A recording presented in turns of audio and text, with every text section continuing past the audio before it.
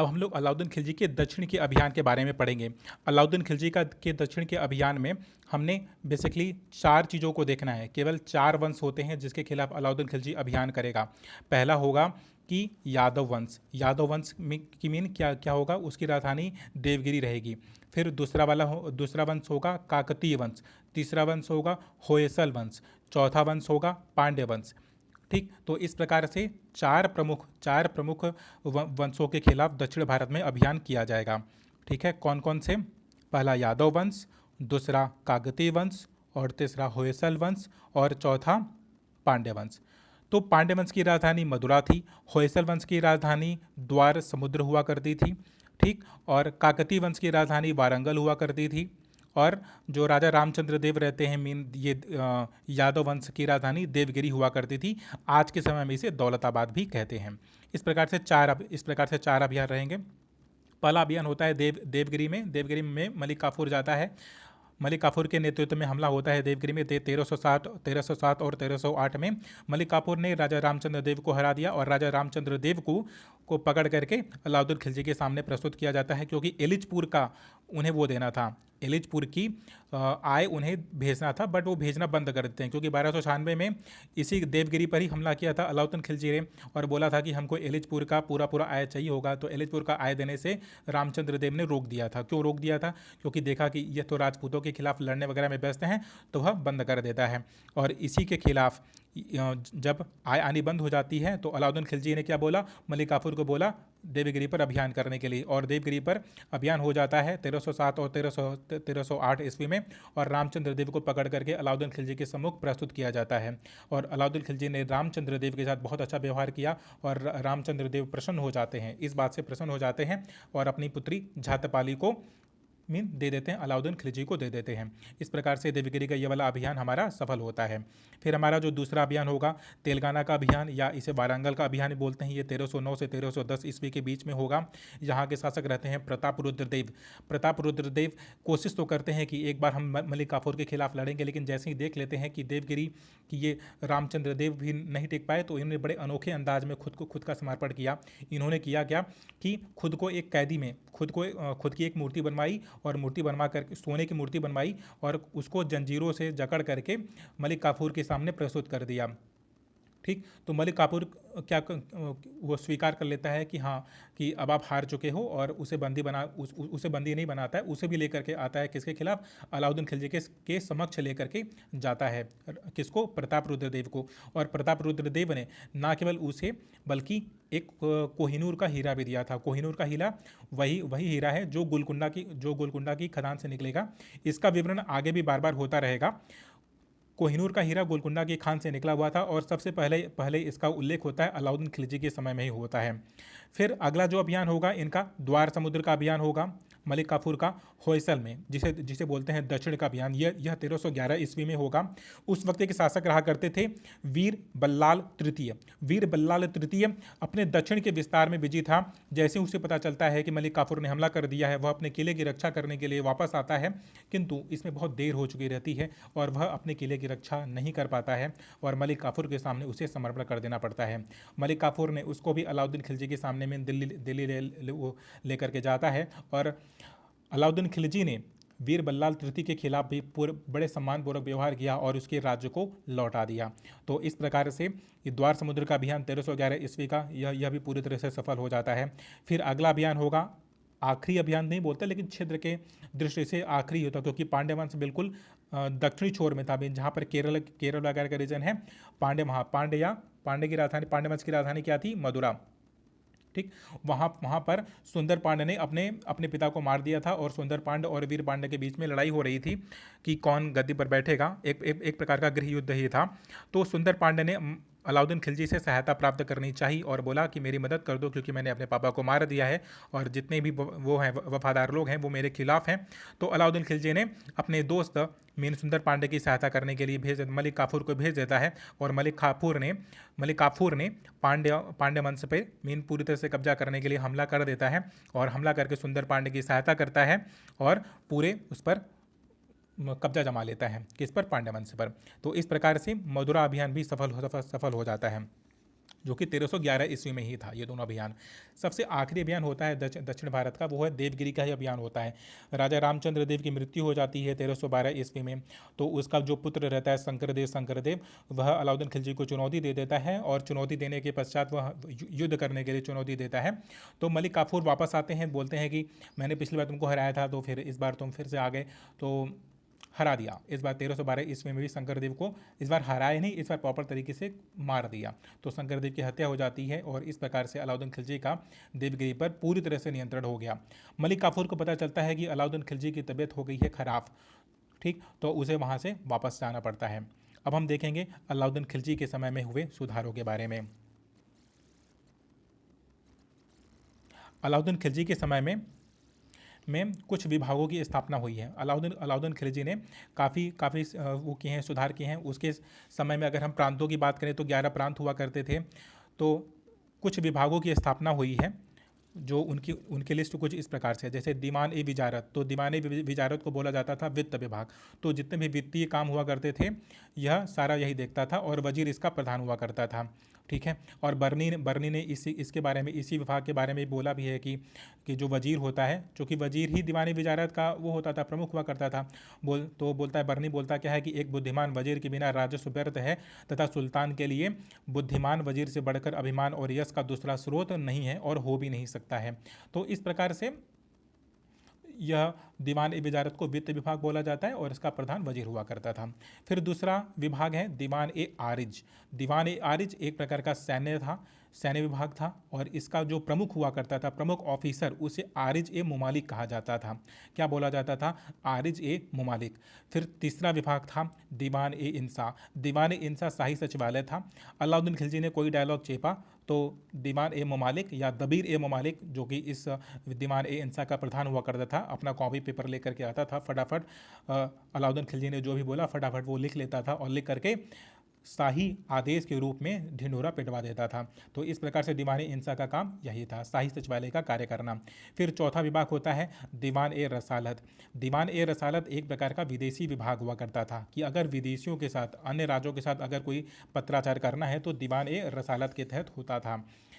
और पांचवा एक विभाग है जिसे बोला था दीवान ए रियासत बोला जाता है। यहाँ पर इसमें मेंशन नहीं है, बट दीवान ए रियासत। अब ये दीवान ए रियासत में क्या होता है कि बाजार पर यह नियंत्रण करता था, ठीक है। अलाउद्दीन खिलजी ने इस विभाग मतलब खुद ही किया था, और यह बाजार पर नियंत्रण करने के, व्यापारियों पर नियंत्रण करने के लिए इसने इसे रखा था।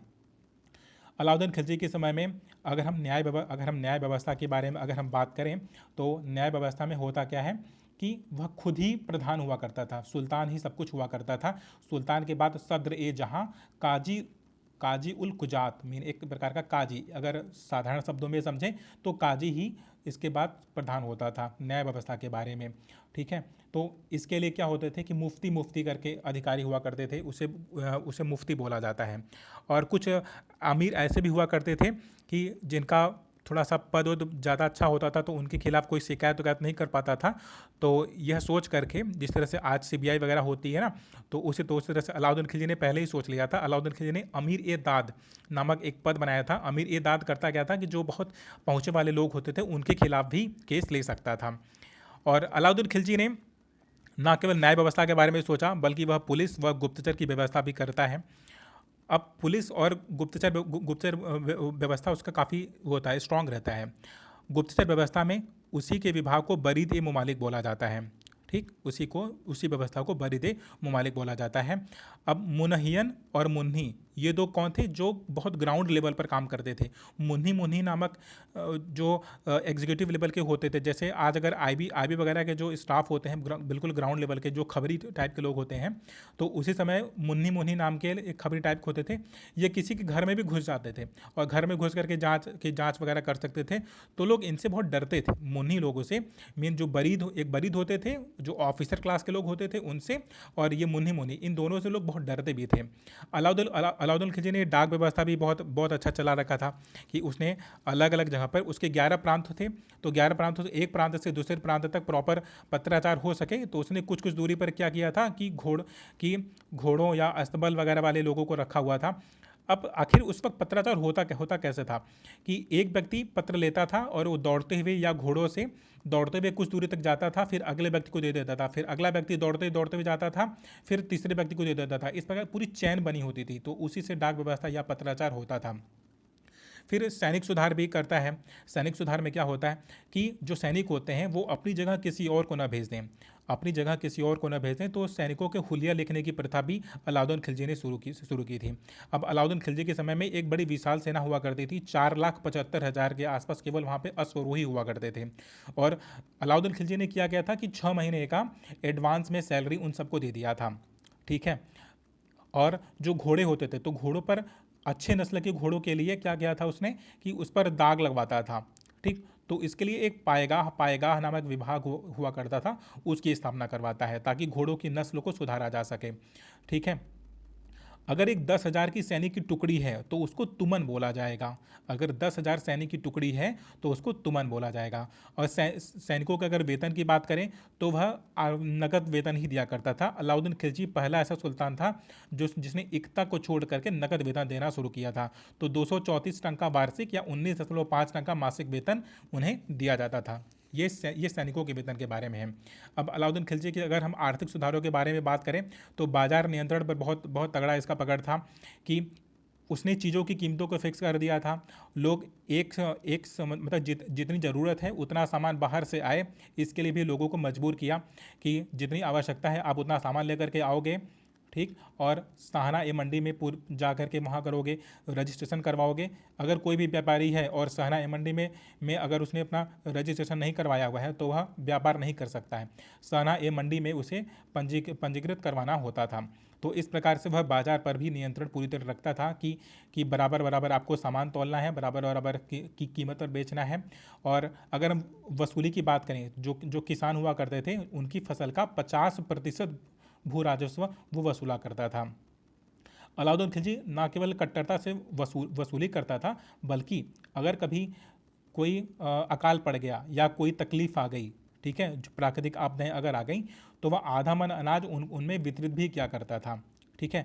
तो इस प्रकार से अगर ये देखा जाए तो बाजार का जो देखभाल का काम होता था वो दीवान ए रियासत किया करते थे। कौन करता था? दीवान ए रियासत। और दीवान ए रियासत के अंतर्गत ही ये सहाना ए मंडी वगैरह आता था, जो जिसे बोलते हैं अनाज मंडी या गल्ला बाजार वगैरह इसे बोला जाता है। फिर एक सरायदल नामक एक स्थान भी हुआ करता था। अब इस सरायदल नामक एक अलग स्थान नहीं है, वही साना मंडी का ही हिस्सा है। बस अनाज मंडी में क्या होता था कि उसी के प्रांत के आसपास की जगह से सामान आता था, लेकिन सराय ए अदल में बाहर से भी सामान आने का प्रबंध था कि अगर कोई विदेशी से अगर कोई सामान आता है तो लोग बड़े मूल्य पर सामान लेकर के तो आते थे, लेकिन बहुत ही कम मूल्य पर प्रांत के अंदर बेचते थे। तो इस प्रकार से पूरे अधिनियम है, ठीक है, कि पहले अधिनियम में क्या है, दूसरे अधिनियम में क्या है। तो इतने ढेर सारे अधिनियम बने हुए हैं इन सभी में। जैसे सराय अदल हुआ, मंडी हुआ, तो इसमें प्रॉपर एक अधिनियम बना करके उसने सारे नोट पॉइंट को लिखवाया हुआ है, ठीक है। इस प्रकार से अगर हम बाजार प्रबंध को देखें तो उसने बाजार पर पूरा उसका नियंत्रण था। सहाना मंडी वगैरह को और दीवान रसालत वगैरह के अधिकारी उस पर वो किया करते थे। फिर भू राजस्व की अगर बात करें तो भू राजस्व में जितना भी इक्ता या जितना भी दान में कोई भी चीज़ दी गई थी, इससे पहले लोगों ने दान खूब किया था, तो उसने सभी से छीन लिया। और सरकारी एक खालसा भूमि हुआ करती थी जिसे राज्य की भूमि बोलते हैं। तो जितना भी दान इससे पहले के राजाओं ने दिया था वो सब अलाउद्दीन खिलजी ने सबसे छीन लिया और उसे खालसा भूमि में परिवर्तित कर दिया था, ठीक है। और अलाउद्दीन खिलजी प्रथम ऐसा सुल्तान था जो राजस्व के संग्रहण का काम उस वक्त के कुछ हिंदू भी किया करते थे। तो हिंदुओं से ये सारे अधिकारों को छीन लेता है। तो इस कारण होता है कि हिंदुओं की स्थिति बहुत दयनीय हो जाती है। बरनी के अनुसार हिंदुओं की स्थिति इतनी खराब हो गई थी कि उनकी पत्नियों को मुसलमानों के घर में जा कर के काम करना पड़ता था, ठीक है। और अब इन हिंदू जो कर वसूला करते थे, जो राजस्व एकत्रित किया करते थे, उनके स्थान पर आमिल नामक एक पद हुआ करता था। आमिल लोगों को कर एकत्र करने वाला बोला जाने लगा, ठीक है। और गुमास्ता उनके प्रतिनिधि हुआ करते थे। अब अगर कर प्रणाली की बात करें तो कर प्रणाली में या लूट के हिस्से में अगर हम बात करें तो 4/5वां हिस्सा राजा का हुआ करता था, मीन अलाउद्दीन खिलजी का हुआ करता था। 1/5वां हिस्सा ही केवल उनका हुआ करता था, जो लोग इसे लूट करके लेकर के आते थे। इसने दो नवीन करों की भी स्थापना की थी, जिसे बोला जाता है गढ़ी कर या मकान पर कर, और चरी मतलब जानवरों की चराई पर कर। तो इस प्रकार के दो कर लगा हुआ था। मुसलमान व्यापारियों पर वस्तु के मूल्य का केवल 5% कर लगाया जाता था, लेकिन अगर वह व्यापारी अगर हिंदू है तो उस पर 10% का कर लगाया जाता था। जजिया गैर मुस्लिमों से लिया जाने वाला कर था, और जक़ात केवल मुसलमानों से लिया जाने वाला धार्मिक कर था, जो संपत्ति का करीब 40वां भाग हुआ करता था। ठीक है, तो हमने देख लिया कि लूट का हिस्सा और इस प्रकार से कर की भी प्रभाव की पूरी प्रणाली अलाउद्दीन खिलजी के समय में चलती है।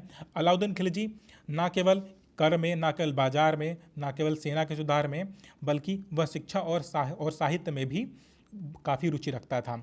अमीर खुसरो दरबारी कवि के पद पर प्रथम बार अलाउद्दीन के काल में ही नियुक्त होता है। ठीक, अगर हम निर्माण कार्य की बात करें तो कुतुब मीनार के पास एक अलाई दुर्ग बना हुआ है।